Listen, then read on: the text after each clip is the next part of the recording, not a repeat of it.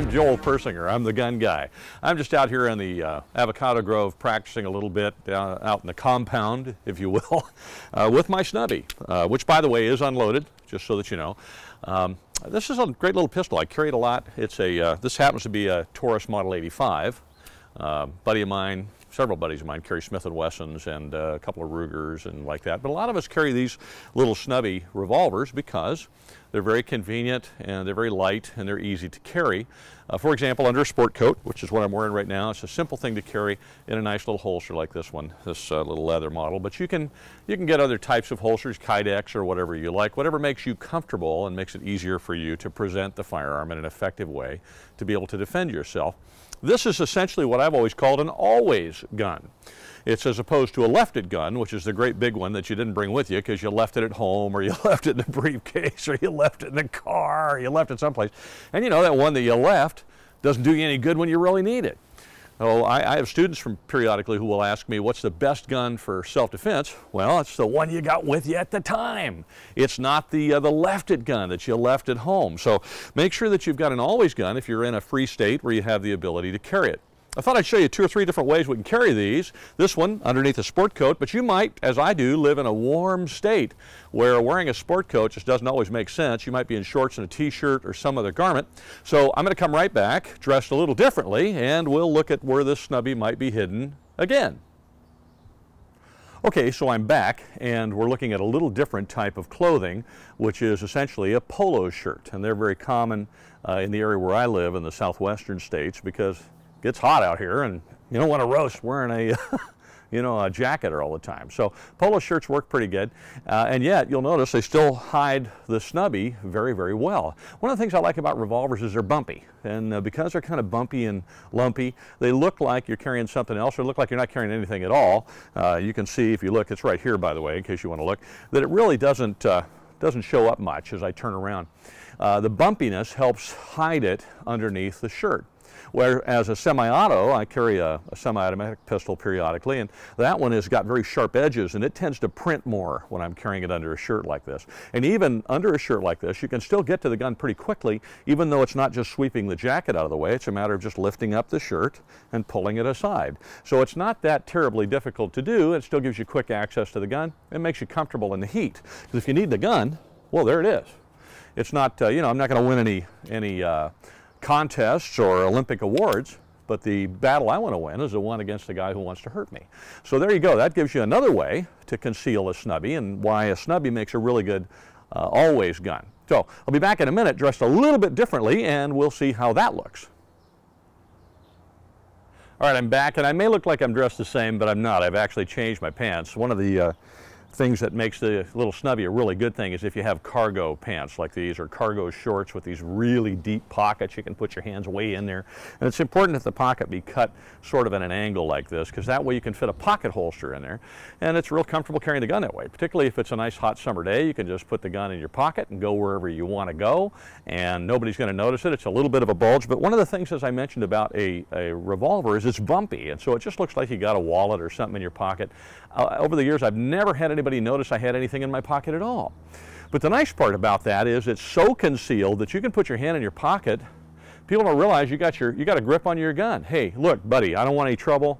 Back up. You know, you can go through all those things. But if there becomes a problem and you have to draw the gun, it's simply a simple pull of the gun comes out, and there you go. And the holster actually stays in the pocket. So you want to make sure when you do it that you get yourself a pocket holster. Don't just put the gun in your pocket where it's got an opportunity for something to press the trigger accidentally or it's going to get covered with lint or whatever the case might be. Get yourself a pocket holster. There's a whole bunch of different brands and makes and models. Make sure you got one that's got a wide spot on the bottom or maybe a little hook on the bottom here, something that's going to catch the pocket so that when you pull the gun out, the holster stays in the pocket and the gun comes out and that's it. And then, very, very important, make sure when you put the gun away, and again, this particular gun happens to be unloaded at the moment, but make sure that when you put the gun away, put it back in your pocket, you take the holster out, put the gun in the holster, and then take the entire thing and put that back in your pocket. Don't try to holster the gun back in the pocket holster with the pocket holster still in your pocket. You're liable to shoot yourself in the, well, yeah. You shoot yourself in the recreational center, and that's just not a place to shoot yourself, okay? I've been married a long time, and we have all the kids we want, but my wife and I still like to practice once in a while, so make sure you don't shoot yourself in a dangerous place. So gun comes out very easily in this instance. You just put your hand in the pocket, you got a grip on the gun. Nobody knows you have a grip on the gun. You're walking out to your car or whatever, and something dangerous happens. You just pull the gun right back out. It's a really handy way to carry a nice little always gun. Just as I said, make sure that when you put the gun away, you put it back in the holster first, and then take the entire holster and put it into your pocket. That works with cargo pants, cargo shorts, or any pants that have a deep pocket like that. Even maybe some kinds of different brands of dress slacks that would work pretty well with. All right, one more outfit. I'll be right back. Okay, I'm back again. No concealment video would be complete without the ubiquitous Hawaiian shirt. And so I had to throw on a Hawaiian shirt just specifically for this, for you, and so there you go. Here's the deal with Hawaiian shirts though. If you're a middle-aged guy like me, or actually I think I'm beyond that, but if you're an old guy like me and you're wearing a Hawaiian shirt, particularly in Southern California, everybody looks at you and goes, oh, there's an old retired cop carrying a gun under his Hawaiian shirt. So just be aware of that. It's sort of like fanny packs. If you're a middle-aged guy carrying a fanny pack, everybody goes, oh, there's a cop carrying a gun in his fanny pack. So you got to kind of be aware of that depending on where you wear them. But, you know, Hawaiian shirts are not that uncommon, and if you want to wear a Hawaiian shirt or a shirt that's cut like a Hawaiian shirt, maybe a mechanic shirt or something like that, you can do that. They do cover up the gun very nicely, and you can see the gun is here, but as I turn around, it's really not very visible, and it tends to, like I said, because snubbies are bumpy, it tends to kind of blend in. Hawaiian shirts and shirts like this will cover up semi-autos as well. I mean, I carry a little Springfield XD subcompact 40 quite frequently, and shirts like this cover it right up and nobody notices that I have it. Where it becomes visible is when I start bending over and the large square or rectangular grip starts printing, so I have to be careful with that. But it's easy to get the gun, as I mentioned before. You just lift the shirt up, grab the gun, and jerk it out. It's not hard. So you want to reach over here with both hands. Again, the gun is unloaded, so we won't be shooting anybody in the avocado grow here. But you're just going to grab the shirt with both hands like that, lift it up, pull it across your body, and reach over and get the gun. That's all you got to do. Okay, it's pretty simple to do, and as you can see, it's relatively quick. So you lift up, gun's out, and you know you're not going to win any quick draw contests, but if you practice it, you're going to be able to get the gun out pretty quickly. I would mention to you this, it's the same thing with the pocket holster. When you're putting the gun back, make sure you take your time and you do it very, very slowly and deliberately, because you don't want to have your finger or a piece of clothing or a piece of the holster get caught in the trigger and shoot yourself in the rump. That would be, that's no fun. You won't be sitting down for a while. Remember, nobody ever won a gunfight by being the quickest guy to put the gun away. They won it by being the quickest guy to get the gun out in the first place. So make sure you put the gun away nice and slowly and deliberately, and once it's away, then go ahead and put your shirt down. Last but not least is the holster that's made famous by Hollywood and is carried periodically by a number of people, and that's the ankle holster. That's the one that's way down there. Now the problem with that sucker down there is that the older I get, the farther away that gets, and it's not easy for me to get down and get that. You know, I bend it up here, get down to get it, and it's tough. But it is a good concealment option. You can see by looking at it that it doesn't necessarily show that my gun is there.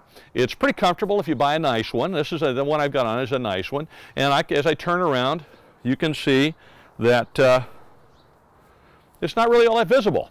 Now, like I said, the problem is it's hard to get to quick unless you're young and agile and all that. And I'm neither of those things.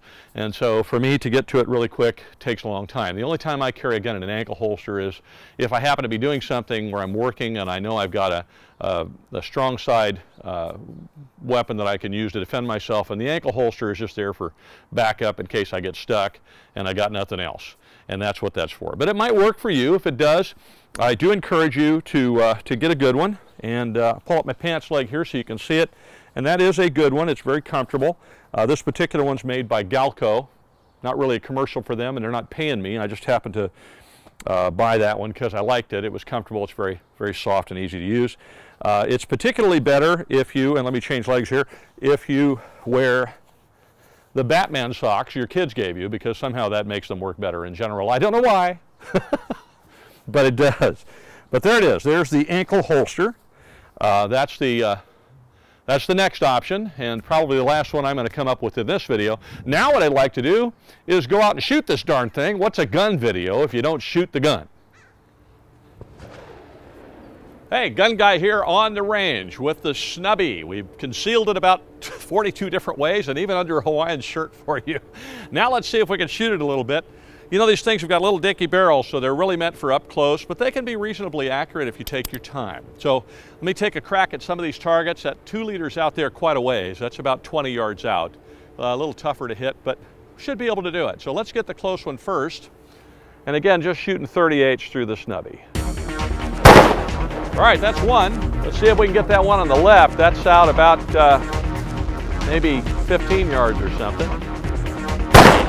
All right, that's a good one. There it goes. All right, let's try that one 20 yards out, see if we can get it. Hey, how about that? I love it.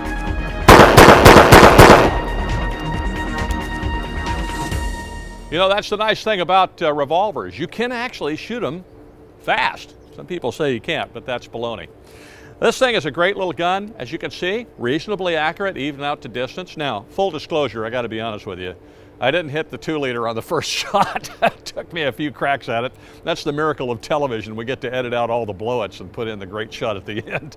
I did miss about 3 or 4 times, but we finally got it, which is great. And out to 20 yards with a little gun like this, that's a pretty good shot. With a little practice, I probably could do it all the time. If you don't have a little always gun like this, it's a great choice, as you've seen. Fits a lot of different things. And this little Model 85, along with the Smith & Wesson J-frames and the small ones made by Ruger and so on, they're all really terrific guns. Thank you very much for watching my videos. I really appreciate it. Please subscribe, like, watch the previous videos. We got a bunch of them. We got some great ones coming up, and we're looking forward to that. Share us on Facebook, Twitter, Instagram, Tumblr, all of those places.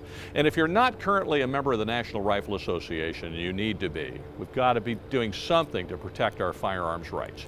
You can join the NRA by clicking the link, and it'll save you a little bit of money so that you can join for less. The NRA needs your help. Thanks again for watching.